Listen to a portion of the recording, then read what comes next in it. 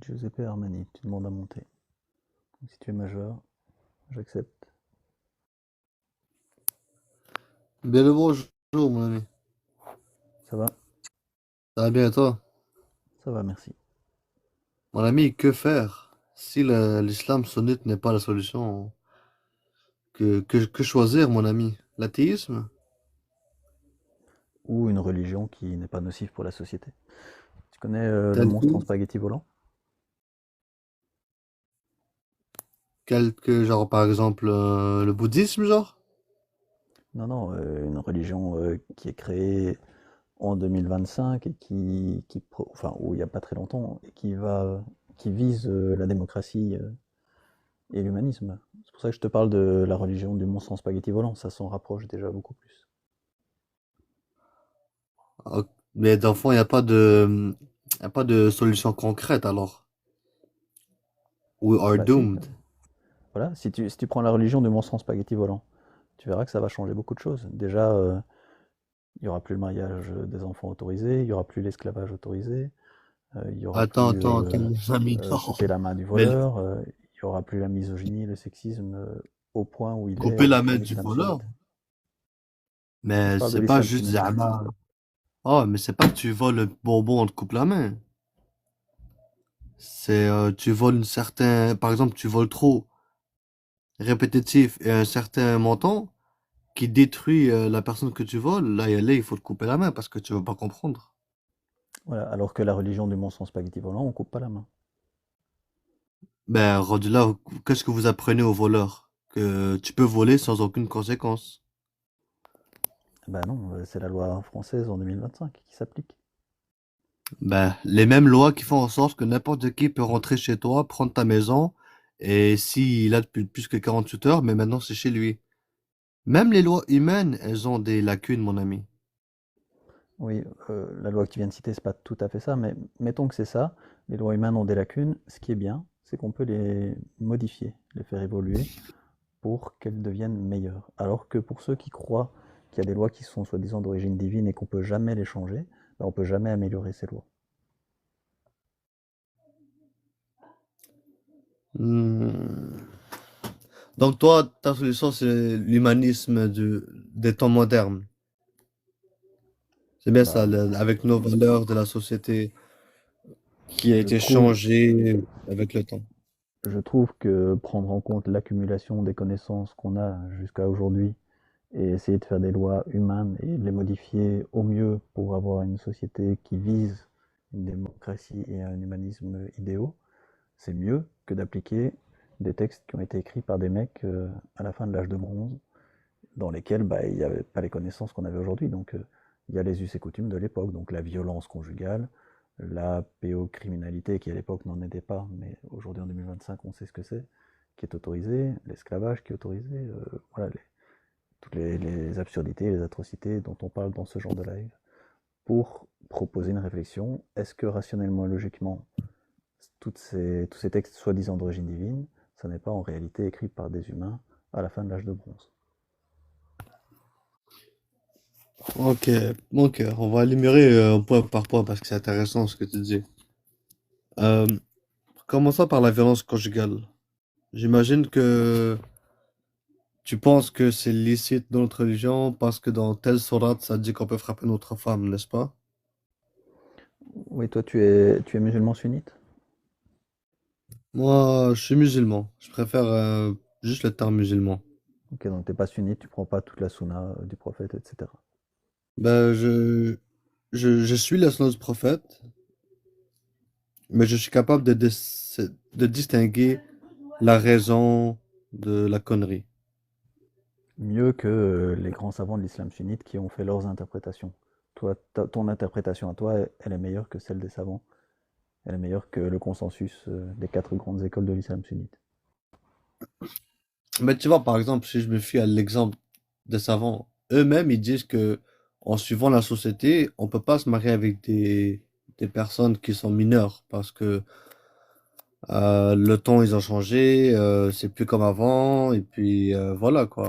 Donc, pas que je suis mon propre interprétation, mais disons juste que Jusqu'à aujourd'hui, j'ai pas vu une qui m'a causé problème. Ouais, mais ils sont quand même obligés de dire que ça reste halal. Ils peuvent pas dire que c'est haram. Exact. Ouais, exact. Donc toi, tu comprends mieux, et c'est normal, en 2025, tu as eu une éducation qui tend vers l'humanisme et, enfin j'espère, et la démocratie. Donc c'est normal que tu aies une meilleure interprétation aujourd'hui que eux à l'époque, pour le bien de la société. Donc c'est normal que tu rejettes le mariage des enfants, par exemple. Mais dans les textes de l'islam sunnite, on ne peut pas dire que c'est haram. On est obligé de dire que ça reste halal. Parce que c'est écrit par des mecs il y a des centaines d'années. Ouais, je vois le genre, mais par exemple, je pense pas qu'ils condamnent pas la violence conjugale. Oui, la violence conjugale, ça c'est Ou la l'islam. sourate 4, la sourate 4, verset 34 du Coran. Donc là, tu n'as même pas besoin effectivement d'être sunnite puisque c'est dans le Coran. L'homme a autorité sur la femme et dans certains cas, il peut frapper son épouse. Mais tu... Ouais, mais frapper son épouse.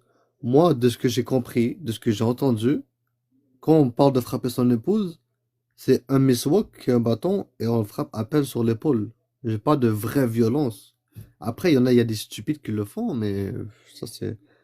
Ça, peu importe la religion, il va y avoir du monde stupide dans n'importe quelle religion, même dans l'humanisme. Et s'ils le font, est-ce que c'est halal? T'as- Check. Nous, pour frapper une femme, il faut pas qu'il y ait de marque, il faut pas qu'elle ait mal. Donc, moi, j'appelle pas ça frapper. Donc, je trouve ça halal. Si je prends un petit bâton, je tape ma femme sur le côté, puis qu'elle a pas mal, pour certains, c'est de la violence conjugale, je vais dire, ok, cool. Mais pour moi et pour elle, je sais pas, genre moi, je regarde mon père et ma mère, ils se sont jamais battus. Ouais, c'était pas le meilleur des maris, ni le meilleur des pères. Mais il m'a quand même donné un bon exemple comment traiter bien une femme. Tant mieux. Mais dans les textes de l'islam sunnite, il y a des interprétations qui disent qu'il faut juste pas laisser de marque et qu'il faut pas briser les os. Mais sinon, tu peux y aller. Hmm.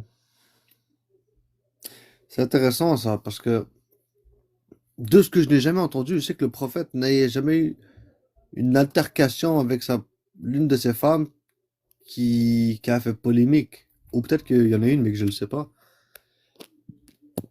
Mais si c'est le cas, je vais aller me renseigner, évidemment.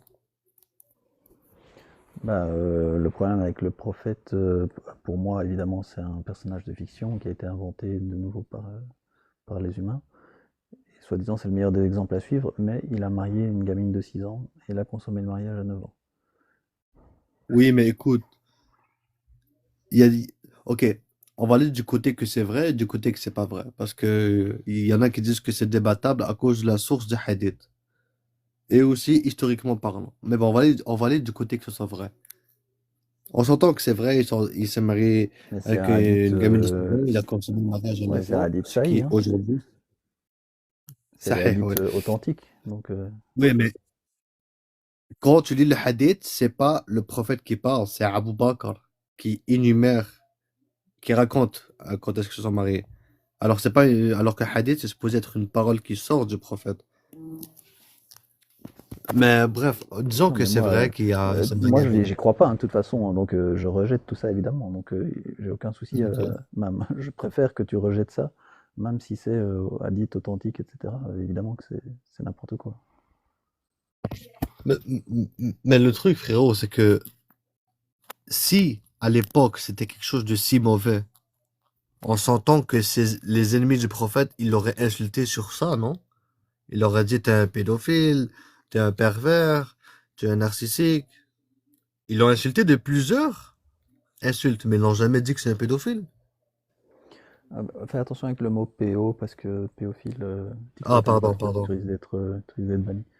Ok. Bah, alors là, il y a plusieurs possibilités. Soit c'est des textes qui ont été écrits par des. C'est un livre qui a été inventé.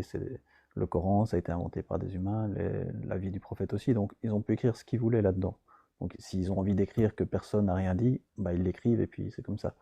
Ou alors, une autre possibilité, c'est que bah, justement, les us et coutumes de l'époque faisaient que c'était plus ou moins normal de se marier avec une fillette de cet âge-là, donc on l'a pas critiqué là-dessus, parce qu'à l'époque c'était normal.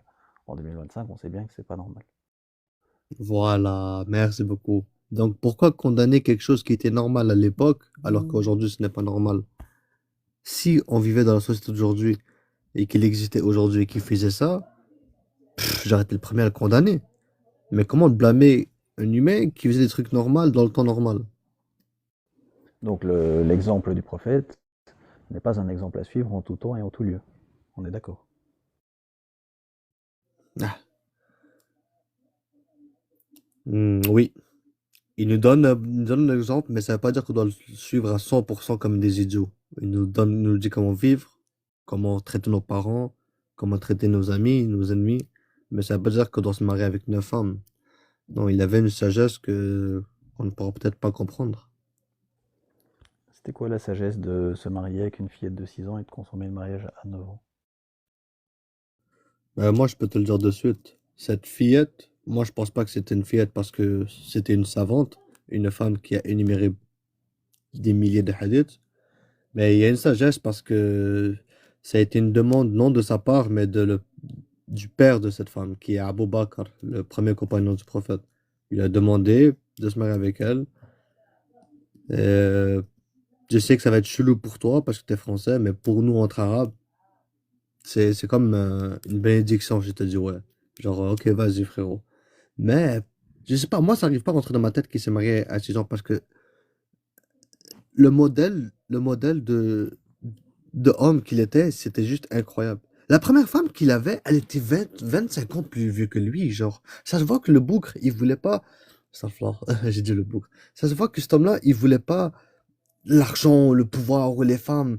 Si c'était le cas, il n'aurait pas pris que des veuves, il n'aurait pas pris des femmes en difficulté. Lorsque les Quraysh lui ont dit arrête de prêcher le Coran, on va te donner ce que tu veux, l'alcool, les femmes et tout ça, il a dit non. D'après nos écrits, parce que je sais que tu penses que c'est faux. Donc d'après nos écrits, il a refuté ça. Il a dit non, je vais passer ce que je pense qui est mon devoir. Avant même qu'il soit un prophète à 40 ans, on lui a dit, on lui surnommait El-Mu'minin, le gars qui dit la vérité. Avant qu'il soit un prophète, le gars, il marche, on se dit, ouais, ce gars-là, c'est un bon gars, ça se voit que c'est un bon gars. Puis tout ce qu'il disait, il mentait pas. Il devait avoir un truc chelou. À 40 ans, il vient, il me dit qu'il y a une révélation. Moi, dans ce temps-là, tu me dis ça, j'aurais un petit bénéfice du doute, peut-être tu dis la vérité, parce que toute ta vie, tu mentais pas, et maintenant, du jour au lendemain, tu vas commencer à mentir. Je sais pas, mais en même temps, aujourd'hui, personne n'a réussi à écrire un livre comme le Coran aujourd'hui. Personne. C'est ça qui m'étonne. Puis moi, j'ai pas été musulman toute ma vie en mode ah, j'ai été grandi comme ça, j'étais un musulman. Je suis resté musulman parce que j'ai fait mes recherches. J'avais une grosse baisse de foi. Mais quand je regarde la science, la mathématique, ne serait-ce suffit qu'une centième, non, à la dixième, le dixième chiffre après la virgule pour que la gravité ne fonctionne pas, donc pour que la vie. je- C'est incroyable, c'est incroyable. Genre, j'oublie qu'elle dit ça, mais bois une gorgée d'eau de science, tu deviens athée, finis ton verre d'eau et tu deviens croyant. Parce que c'est impossible que le monde soit formé tout seul. C'est juste trop impossible. Ouais. Euh, Excuse-moi, j'ai eu un petit bug. Mais j'ai entendu tout ce T'inquiète. que tu as dit. Du coup, tu dis beaucoup de choses. Euh, J'avais commencé avec l'argument euh, du prophète et de Aïcha qui avait 6 ans. oui, oui. Bon, pour toi, du coup, elle a pas souffert de la consommation du mariage à 9 ans dans ton histoire du prophète à toi? Pour moi, non, pour moi, elle n'a pas souffert. Ok. Mais en 2025, on est toujours obligé de dire que c'est halal et que c'est pas haram, le mariage des fillettes et la consommation du mariage à 9 ans. Ben, nous, c'est pas question d'âge, nous, c'est question de maturité. Et 2025 ou pas, je suis désolé, mais la France, ou que ce soit les États-Unis, ou même Londres, il y a à peine un siècle, pour se marier, c'était 7 ans, 13 ans, 11 ans. Arkansas, c'était fucking 6 ans. Genre, pour moi, pour moi, c'est de l'hypocrisie à l'état pur.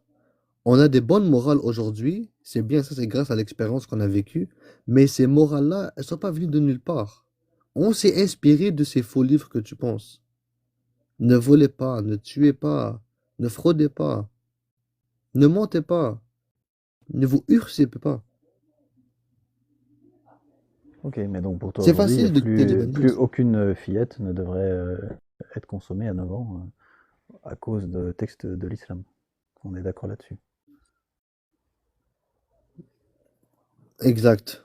Genre, ce qui se passe en Afghanistan, pour moi, c'est de la culture, c'est pas de la religion. C'est dommage qu'ils se basent parfois sur la religion de l'islam pour euh, imposer aux autres leur droit de consommer le mariage avec une fillette. Donc Eh ouais, les malheureusement. pédophiles peuvent devenir pédocriminels avec la bénédiction d'un soi-disant Dieu qui a créé l'univers. C'est dommage de pouvoir en arriver là en 2025. C'est mon avis en tout cas. Non, ce qui est dommage, c'est de condamner eux au lieu de condamner. Il y a une phrase qui dit, lorsque le sage pointe la lune, l'idiot regarde le doigt. Ceux-là qui prêchent l'islam sont les mêmes que les blancs qui utilisent une capuche, les KKK, puis qui vont commettre des crimes au nom de Jésus-Christ, alors que Jésus-Christ n'a jamais dit de faire ça, tu vois.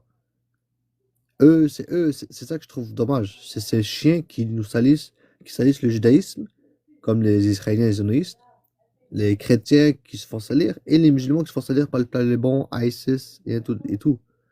Ouais, je suis d'accord avec toi, sauf qu'en 2025, de nouveau, les textes de l'islam, on a un problème avec ça, c'est qu'on peut très difficilement les faire évoluer, parce que les endoctrinés de l'islam, on leur dit depuis qu'ils sont tout petits que les textes sont une parole divine qui ne peut pas être changée. Tandis que dans le christianisme ou le judaïsme, c'est moins compliqué. On peut un peu plus faire évoluer les textes, même si c'est toujours trop lent, évidemment. Dans l'islam, c'est vraiment spécial. C'est vraiment, on te dit que ça peut pas changer, quoi. Donc c'est pour ça que le mariage des enfants ne peut jamais devenir haram. Ça va toujours être halal. À moins qu'on trouve une subtilité tout d'un coup, mais pour l'instant, personne ne l'a trouvé depuis 1400 ans, malheureusement. Et donc, ben, les endoctrinés sont obligés de devoir accepter ça. Surtout si on leur fait peur avec le châtiment de la tombe, le tourment de la tombe, l'enfer, etc. Ouais, mais moi aussi j'étais endoctriné, mais j'ai aussi j'ai j'ai pris le temps de faire mes recherches et je pense à ça qui est dommage que personne fait ces recherches. Mais les musulmans qui ferment les yeux, c'est les mêmes qui nous ramènent des problèmes. Parce que je les aime, mes frères et sœurs.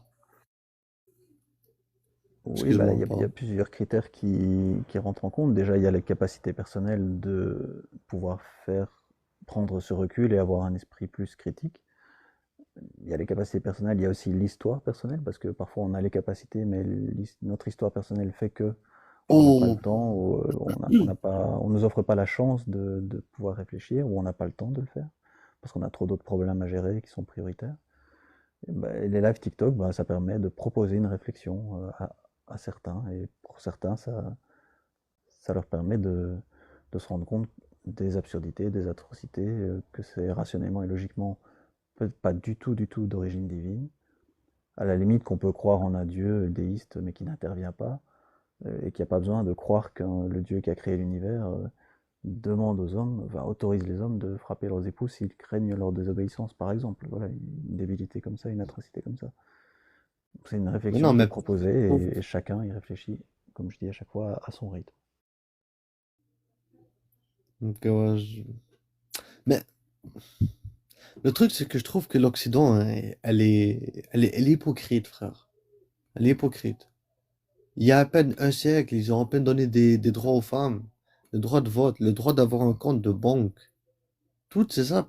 Mais c'est en 2025 qu'on pense qu'on a rendu notre apogée de valeurs et de quotient intellectuel qu'on peut se permettre, pas de critiquer les religions, mais de se croire meilleur que eux et de leur écrit.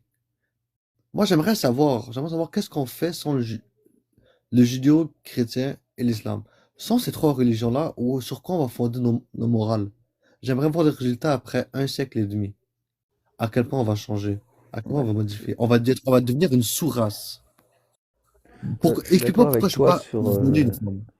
je suis d'accord avec toi sur le point du sexisme et de la misogynie et du patriarcat, même encore aujourd'hui en 2025. On sait bien que, en tout cas c'est mon analyse et je pense que c'est l'analyse rationnelle et logique, le rôle des femmes, le statut des femmes dans la société de par le monde et même en France est vraiment mauvais par rapport à celui des hommes parce qu'il y a toujours, comme tu dis, il y a eu le droit de vote que assez récemment, etc. Donc voilà, faut pas non plus croire que tout est bien maintenant. Non, il y a encore beaucoup de travail à avoir. Mais si on reste coincé avec des textes qui datent du 7e siècle, au lieu de pouvoir faire une réflexion avec l'accumulation des connaissances jusqu'en 2025, ça complique encore plus les choses. Il faudrait, sans l'islam, sans le christianisme, sans les religions qui datent d'il y a des centaines d'années, bah, la société s'en sortirait mieux, parce qu'il y aurait un tas d'endoctrinés qui ne seraient justement plus endoctrinés là-dedans. Et à la limite, je parlais d'une autre religion, là, le monstre en spaghetti volant ou la licorne rose invisible. On peut inventer d'autres religions qui sont compatibles avec la démocratie et l'humanisme, parce que l'islam, le christianisme, le judaïsme, c'est pas du tout compatible avec l'humanisme et la démocratie en 2025. Mais tu sais que tu peux pas devenir tu peux pas faire partie de l'humanisme ou être bon humain sans être bon musulman. Mais Attends, si, justement, pardon. C'est quoi ton prénom? C'est quoi ton prénom? Joe. Joe. Malheureusement, j'ai un gros imprévu maintenant. Tu penses qu'on peut reprendre nos conversations la prochaine fois que tu es en live? Je vais m'abonner de Oui, bien suite. sûr, pas de souci. Je te follow aussi et je sais jamais quand je suis en live, mais un de ces jours, si tu passes, n'hésite pas. Merci en Parfait, tout je cas. passerai la prochaine fois. Merci à toi, Joe. Salut.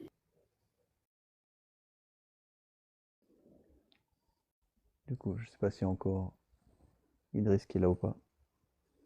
Je vais accepter au cas où t'es encore là.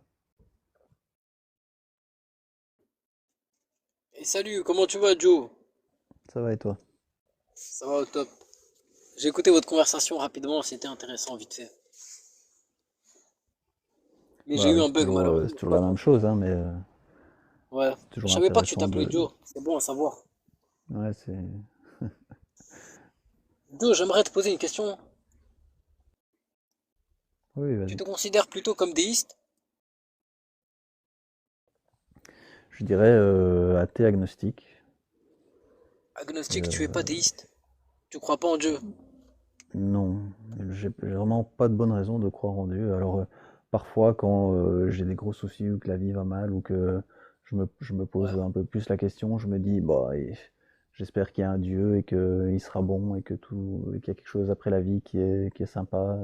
Parce que c'est quand même Ok, bizarre, d'accord. on comprend rien, on sait Ouais, pas je vois. pourquoi on est là, etc.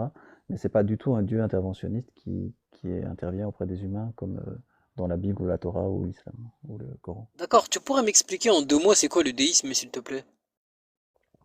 Bah, le déisme, c'est un dieu, mais qui n'intervient pas. Il n'a pas fait descendre un livre, il communique pas avec les humains. Juste, c'est un dieu qui existe, mais il communique pas avec les humains. Il n'interagit pas avec les humains. D'accord. Et selon toi, parmi les croyances qui existent, selon toi, le déisme est plus rationnel et logique ou pas? Plus rationnel et logique que le théisme, oui. Le fait qu'on croit qu'il y a un dieu qui a descendu un bouquin, et dans ce bouquin, il y a toutes les débilités qu'on peut lire et analyser. Ouais. Oui. Ok. Euh, est-ce que tu es d'accord? En gros, le déisme, pour toi, il est plus rationnel que le théisme et toutes les religions qui ont pu exister. On est d'accord ou pas? Ouais, il est moins irrationnel, on va dire, parce que il y a quand même Il pas est non moins plus de bonne irrationnel. raison Ok, d'accord. il y a pas de bonne raison de croire qu'il y a un dieu, même déiste non plus. Ok. On sait pas ce On qu'il va y a, quoi. dire, on va dire que le déisme, c'est, on va dire que si on devrait choisir une croyance, on devrait choisir le déisme plutôt que le reste. C'est ça? Bah, en tout cas, c'est moins nocif pour les sociétés que les religions abrahamiques qui autorisent toutes les atrocités dont on n'arrête pas de parler sur ce genre de live. Parfait. J'aimerais te poser une question maintenant. Et, euh, vraiment, j'aimerais que tu donnes une réponse. Je vais te donner, tu sais, c'est quoi une hypothèse ad hoc? Euh, Re-explique-moi parce que je suis pas sûr. C'est-à-dire ce qui paraît le plus vraisemblable. C'est-à-dire que tu connais, est-ce que tu as déjà entendu l'argument du poisson rouge dans un bocal avec un chat, des extraterrestres et tout? Ouais. D'accord, parfait. Ben, j'aimerais faire exactement la même chose avec toi, en, en te donnant trois options et j'aimerais que tu en choisisses une parmi les trois. Selon toi, quelle est l'hypothèse ad hoc entre ces trois hypothèses? Un dieu, deux dieux ou trois dieux?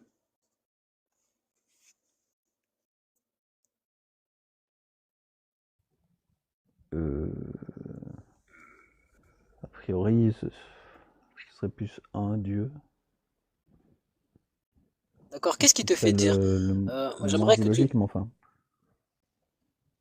ouais, Oui, je vois, je mais suis pas entre hyper les convaincu. trois, l'hypothèse ad hoc, c'est-à-dire l'hypothèse la plus probable selon toi, ce serait un dieu. Mais est-ce que tu pourrais développer avec des arguments pourquoi tu as choisi cette hypothèse et pourquoi tu as rejeté l'hypothèse de deux dieux ou de trois dieux?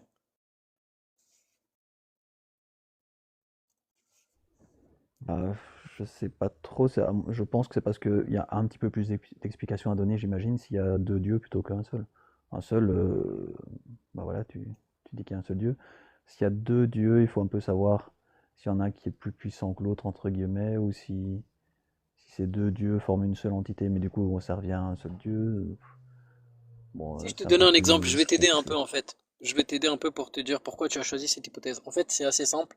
De manière logique, rationnelle et empirique, aujourd'hui on a un consensus scientifique qui nous dit que toute matière palpable et tout ce qui est invisible ou peu importe provient d'une singularité unique. Tu es d'accord avec ça ou pas? Non, j'en sais rien.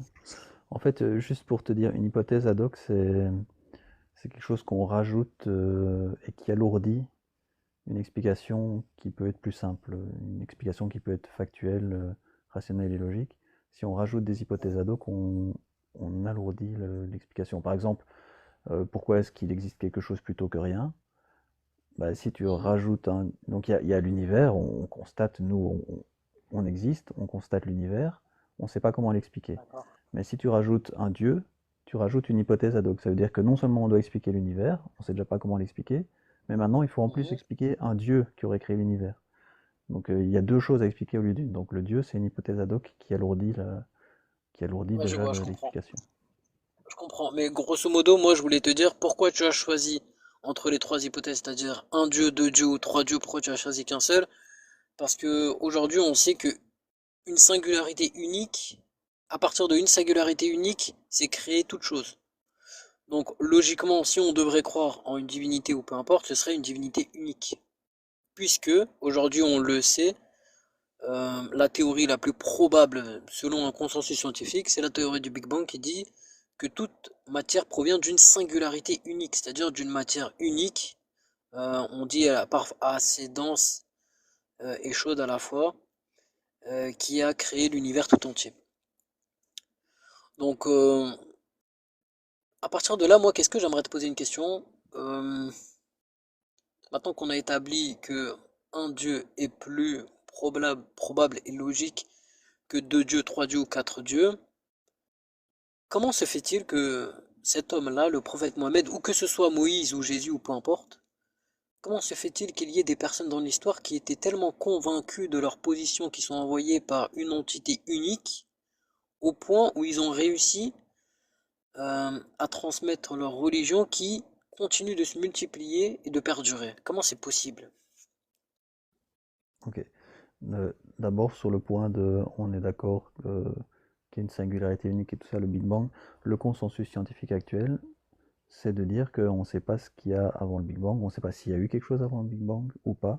On n'en sait rien, on ne sait rien du tout. Il n'y a aucun consensus scientifique qui dit qu'il y a un Dieu. Bon, voilà. En général, d'ailleurs, J'ai les jamais dit ça, scientifiques, j'ai jamais dit qu'il y a un voilà, consensus. Attends, attends, ils sont attends. pas croyants en J'ai général. pas dit qu'il y a un consensus. Attends, C'était Joe, juste s'il te pour dire plaît, que j'ai pas dit moi, qu'il y a... je dirais Deux plus qu'il y a minutes. un seul Dieu, juste parce que je t'ai expliqué, deux dieux, bah, après, il faut Alors, deux savoir minutes, deux minutes. est-ce qu'ils ont les Deux mêmes minutes, pouvoirs parce ou que t'as pas, fait une mais erreur. c'est juste ça. Permets-moi de... Ok, permets-moi Mais de c'est te pas très corriger. Je t'ai dit important, qu'il y a un... Non, non, je t'ai dit qu'il y a un consensus scientifique sur lequel tous les scientifiques se basent pour dire que toute matière toute matière et tout univers tout entier provient d'une singularité unique. Cette singularité unique, il l'appelle pas Dieu, il ne l'appelle pas, on va dire, il l'appelle X. Tu vois, X, c'est la singularité unique par laquelle provient toute chose. Est-ce que tu es d'accord avec ce consensus scientifique ou pas? Je ne m'y connais pas assez, mais Renseigne-toi. moi, j'ai pas entendu de consensus scientifique qui parlait de cette singularité unique et que tout venait de là. J'ai pas entendu ça, donc Bah, je faudrait que t'invite je à me te renseigne. renseigner. Ouais. Bah, je t'invite à te renseigner, mais il y a un consensus scientifique qui te dit effectivement, toute matière, en gros, tu connais l'argument de la causalité, la métaphysique, etc. Chaque chose a une cause, etc. Les scientifiques font exactement la même chose. Ils te disent que chaque chose a une Tu parles cause du et tout est causé déterminisme. par quelque chose. Le Comment? déterminisme? Tu parles du déterminisme? Non, non, non, je te parle pas du déterminisme, je te parle de la causalité. Tu vois, là, je pense que tu as déjà entendu cet argument, tu vois, cette preuve par la causalité de l'être nécessaire, etc. Machin. Mais les scientifiques, ils parlent pas du tout d'être nécessaire. Oui, oui, ils parlent pas d'être nécessaire. Eux, ils te parlent d'une singularité unique, c'est-à-dire quelque chose, c'est-à-dire qui est singulière, elle est propre à elle-même et qui est unique. Et par elle, ils appellent ça en fait cette source-là, cette singularité unique, il a défini ces J'ai tendances, jamais entendu ça. étant dense et à la fois très chaude, qui a créé toute chose et toute cause et toute matière qu'on puisse connaître depuis des milliards d'années et qui se disperse dans l'univers tout entier. Oui, c'est le Big Bang. Renseigne-toi là-dessus. Au début, il n'y avait pas, Oui, au voilà, début, c'est il y la avait théorie du pas la Big Bang la plus lumière, probable. etc. Et après, ouais. Voilà, Ok. c'est ça. Et C'est après, que tu me à partir de demandais cette pourquoi singularité,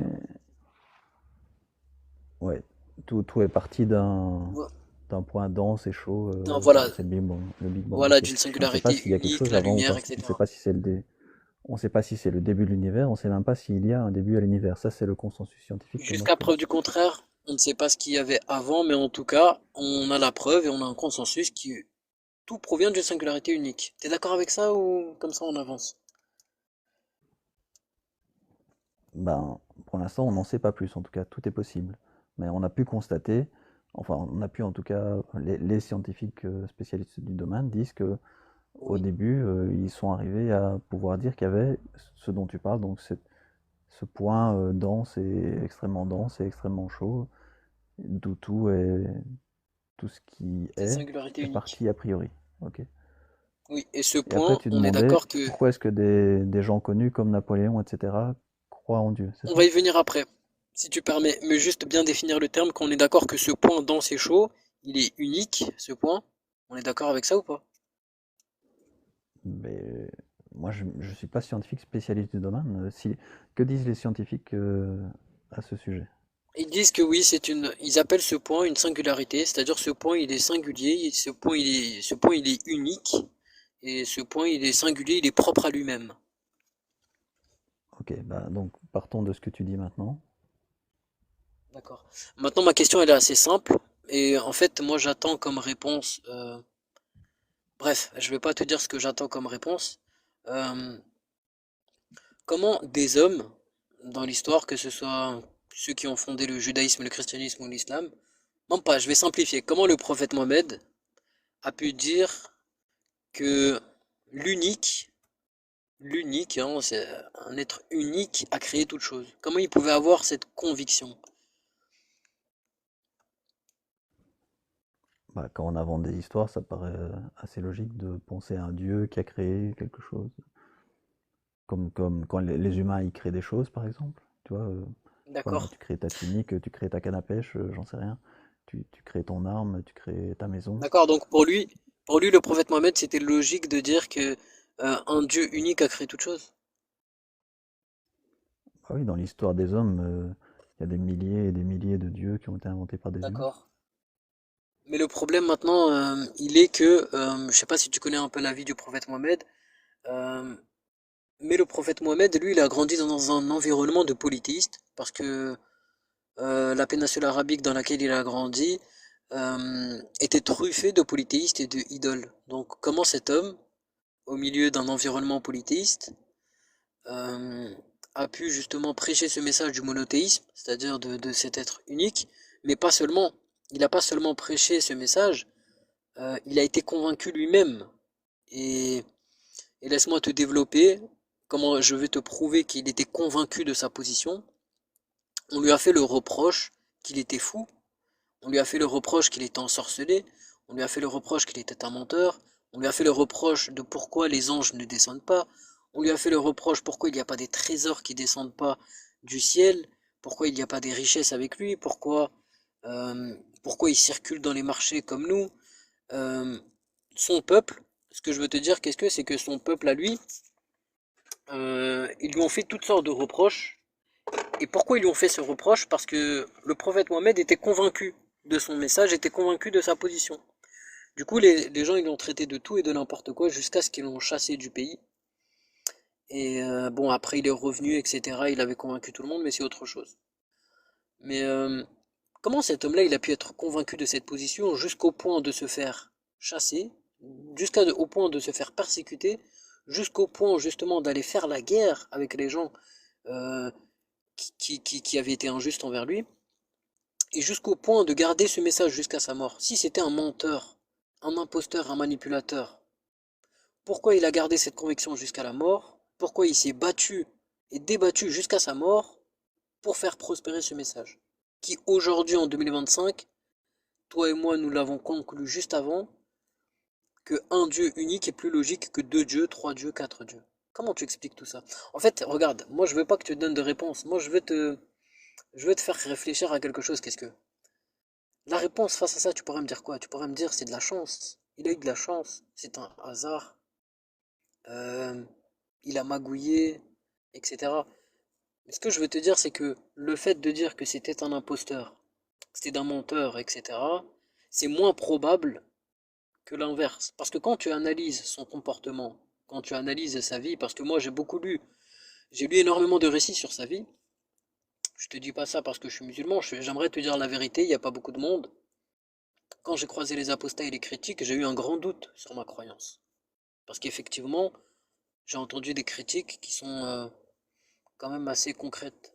Tu vois, j'ai eu un grand doute, je suis parti énormément me renseigner, j'ai lu beaucoup de récits, que ce soit des récits perses, byzantins, romains, grecs, bref. J'ai lu énormément de choses par rapport à cet homme. Et plus je cherche, plus je me rends compte que définir cet homme en tant que menteur, imposteur et personne qui voulait simplement acquérir du pouvoir et des richesses, elle n'est pas du tout cohérente. Cet homme-là, il avait pas pour objectif de mentir ou quoi. C'est ce que je veux. En fait, moi, je veux simplement te faire réfléchir. Qu'est-ce que je voulais pas débattre? Moi, je t'invite en tout cas à une chose. Qu'est-ce que vraiment, je vais être honnête avec toi. Essaye de lire des récits par rapport à cet homme, par rapport à cet événement, parce que c'est quand même Mais très intéressant. C'est un fait pour moi qui est historique. j'écoute Alibaba, c'est déjà bien. Bon, je vais devoir bientôt arrêter, il est 23 h, donc juste pour dire, Je je vois pas de réponds souci. encore. Par rapport à ce que tu dis, tu parles de cohérence, ça veut dire que tu recherches quelque part de la rationalité et de la logique dans ta croyance ou pas? Bah, en réalité, moi, je l'ai déjà trouvée, elle me convient moi-même. Ok. Pour répondre un peu à ta question par rapport au prophète, bon, il y a plein de, comme je disais, il y a plein de religions différentes ou des sectes qui ont été créées par des tas de personnes différentes. Forcément, il y en a Mhm. qui ont mieux fonctionné que d'autres. En général, on dit que l'islam, ça a bien fonctionné, entre autres parce que c'est violent, que ça fait peur, qu'il y a beaucoup d'agressivité et de menaces, euh, de menaces réelles sur Terre ou de la peur de l'enfer, etc. Ça, c'est un point. On dit que les religions sont des sectes qui ont réussi. L'autre point important, et tu parles de cohérence, tout ce que tu m'as dit sur le prophète, etc., est-ce que tu es sûr que ça s'est vraiment passé ou est-ce que ça n'a pas pu être écrit dans un bouquin par des mecs qui ont inventé cette histoire pour leur servir politiquement, de faire valoir et de, de, de bras armés soi-disant d'une parole divine pour contrôler leurs contemporains? C'est la question que je pose dans tous mes lives, hein. Donc Bien c'est la sûr, la question de réponse, elle est l'argument claire. circulaire, du sophisme de l'argument circulaire. D'accord, mais en fait, regarde, ma réponse, elle va être En fait, moi, ce que je te dis là, c'est pas un argument circulaire, je vais te le prouver. Parce que, premièrement, oui, c'est écrit dans le Coran, tout ce que je viens de te Je, dire. juste pour C'est-à-dire dire, les je reproches. te laisse répondre et avoir le mot de la fin, et après euh, je, Ça marche, pas je, de souci. je pourrai pas te répondre et je fermerai le live directement, donc je te laisse finir. Je dis déjà Pas de merci souci, en tout cas, c'est à ceux qui gentil, étaient Joe. là dans les commentaires. Donc Merci à je te toi laisse pour dire. l'échange. Alors, moi, mon argument, ce n'est pas un argument circulaire, parce que ces reproches que je t'ai cités, pourquoi il descend pas des trésors, pourquoi les anges n'apparaissent-ils pas, il est fou, c'est un menteur, etc. Premièrement, à l'échelle historique, même les historiens occidentaux, américains, anglais, etc., ils sont d'accord pour dire qu'il y a un événement majeur qui s'est produit au 7e siècle. Et comment ils arrivent à dire qu'il y a un événement majeur qui s'est produit au 7e siècle? Par la multitude de témoignages, l'ensemble de témoignages qui pointent vers une seule direction. L'ensemble des témoignages au 7e siècle, que ce soit même des témoignages byzantins, perses ou romains, tout ce que tu veux, ils disent tous qu'un homme prêchait une nouvelle religion, il appelait au monothéisme. Donc là, en fait, les historiens, même occidentaux, ils te disent que quand on a des milliers de témoignages différents, de différentes tribus, c'est-à-dire des Byzantins, des Perses, des Hindous, etc., qui te disent que cet homme a bel et bien prêché le monothéisme, et qu'en plus de ça, même au sein des Arabes, c'est-à-dire au sein du peuple de Mohammed, eux aussi, ils témoignent de la même chose. Les historiens, ils ont conclu que premièrement, ils n'ont jamais eu autant de témoignages sur un événement, donc cet événement est probablement plus vraisemblable que l'inverse. Et deuxièmement, ils disent que dire qu'un homme, c'est-à-dire que dire aujourd'hui en 2025 que cet événement-là ne s'est jamais produit et que euh, les gens n'ont pas reproché à cet homme qui était fou, qu'il était ensorcelé, que pourquoi qu'il n'était pas convaincu de sa position, eh ben c'est pas du tout logique. En fait, si on dit que cet homme il a jamais existé, il a jamais prêché le monothéisme, il s'est jamais fait persécuter, on va plus rencontrer de problèmes. On va rencontrer beaucoup plus de problèmes que l'inverse. Pourquoi? Parce que on sera face à une multitude de témoignages qui dit l'inverse et on peut pas dire qu'ils se sont tous mis d'accord pour mentir, c'est impossible. Un complot énorme ne peut pas exister parce que les Perses n'étaient pas en accord avec les Byzantins n'étaient pas en accord avec les Arabes, ils étaient ennemis les uns des autres. Donc comment des ennemis ont pu se mettre d'accord sur un mensonge pour créer un complot? C'est impossible. Et deuxièmement, après je vais conclure avec ça, qu'est-ce que ça va être rapide, je te garantis. Euh, Nous, chez nous, ouais, voilà, nous en islam, on appelle ça le mutawatir, c'est-à-dire un ensemble de témoignages que si on le rejette, en fait, ça fait de ce témoignage quelque chose de illogique et ça crée plus de problèmes qu'autre chose, comme tu l'as dit toi-même juste avant. Donc, je te remercie, Joe, pour l'échange, peut-être se revoir plus tard, mais en tout cas, moi, je t'encourage à lire des récits sur cet événement qui s'est produit au 7e siècle, que ce soit des récits byzantins, perses, occidentaux, même des historiens occidentaux, ou que ce soit des historiens musulmans. Je t'invite à t'intéresser par rapport à ces récits. Ok, merci. Ouais, on pourra reparler, Mm. espérons, de Tu ce qui est pourras développer historique ta ou culture générale voilà, par de ce qui est rapport aux historique ou musulmans. pas. Ok, merci en tout cas. Ouais. Merci à ceux qui étaient là et à une prochaine fois, j'espère. Bonne soirée, bye. Bonne soirée, Joe, à plus. À plus.